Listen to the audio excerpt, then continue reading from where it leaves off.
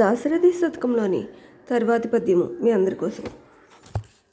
విన్నపమాలకించు రఘువీర నహి ప్రతిలోకమందు నాకన్న దురాత్ముడు పరమ కారుణికోత్తమ వేల్పులందు నీకన్న మహాత్ముడు పతిత కల్మషదూరుడు లేడు నాకు విద్వన్నుత నీవే నాకు గతి దాశరథి కరుణా పయోనిధి.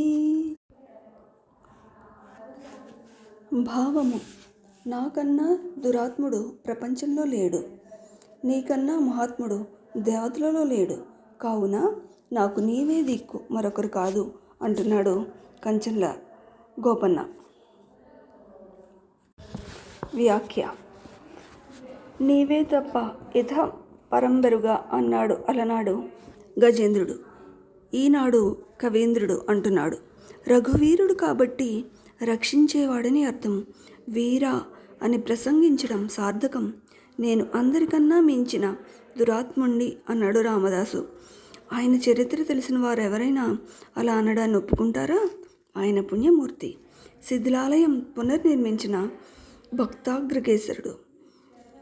రాజులు చేయాల్సిన పని ఓ నిరుపేద చేశాడు. అయితే తనను తాను దురాత్ముణ్ణి అనుకోవడం ఆయన అపూర్వ వినయానికి గుర్తు. పతిత కల్మషదూరుడు మహాత్ముడు శ్రీరాముడు. ఆ భగవంతుని గుణాలు తనలోనికి వస్తే తాను రాముడైపోతాడు. అంత స్థాయి రాకపోతే రామదాస్ అయిపోతాడు. నీవే నాకు గతి అనగానే మనకు దిక్కెవ్వరు ప్రహ్లాదునకు అన్న కృష్ణ శతక పద్యం గుర్తొస్తుంది.